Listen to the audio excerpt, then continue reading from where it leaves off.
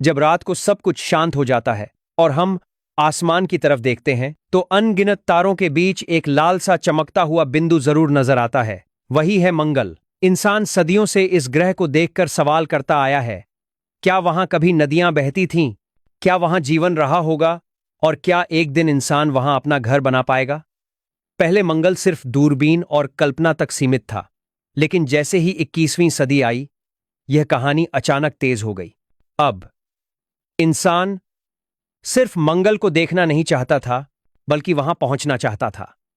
America और रूस पहले ही अंतरिक्ष की दौड़ में आगे निकल चुके थे।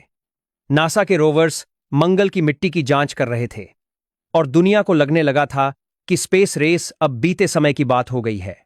लेकिन इसी बीच एक देश था जो बिना ज्यादा शोर किए, बिना बड़े बड़े दावों के चुपचाप तैयारी कर रहा था। वह देश था चीन। एक समय था जब चीन का अंतरिक्ष कार्यक्रम बहुत छोटा माना जाता था। 1980 के दशक तक चांद और मंगल उसके लिए दूर का सपना थे। लेकिन चीन की सरकार ने यह समझ लिया था कि आने वाले समय में असली ताकत आसमान से आएगी। साल 2003 में जब चीन ने अपना पहला मानव मिशन शेनझो 5 लॉन्च किया, तो यह सिर्फ एक उड़ान नहीं थी, बल्कि दुनिया के लिए साफ संदेश था कि चीन अब पीछे नहीं रहने वाला। इसके बाद चीन ने जल्दबाजी नहीं की। उसने पहले चांद को चुना, क्योंकि मंगल पर सीधा जाना बहुत बड़ा जोखिम था। चांगे मिशनों के जरिए चीन ने धीरे धीरे अपनी तकनीक मजबूत की। 2019 में जब चांगे 4 ने चांद के उस हिस्से पर लैंडिंग की जो धरती से कभी दिखाई नहीं देता, तब पूरी दुनिया चौंक गई। यहीं से साफ हो गया कि चीन अब अंतरिक्ष की बड़ी ताकत बन चुका है। चांद के बाद अगला कदम था मंगल। मंगल पर पहुंचना और खासकर वहां सुरक्षित लैंडिंग करना बेहद मुश्किल माना जाता है। इसी वजह से इसे 7 मिनट्स ऑफ टेरर कहा जाता है। लेकिन 2020 में जब पूरी दुनिया कोरोना महामारी से परेशान थी, चीन ने बिना ज्यादा चर्चा के तियानवेन एक मिशन लॉन्च कर दिया।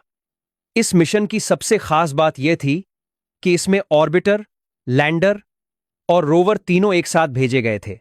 यह बहुत बड़ा जोखिम था, लेकिन चीन ने दिखा दिया कि वह बड़े दांव खेलने को तैयार है।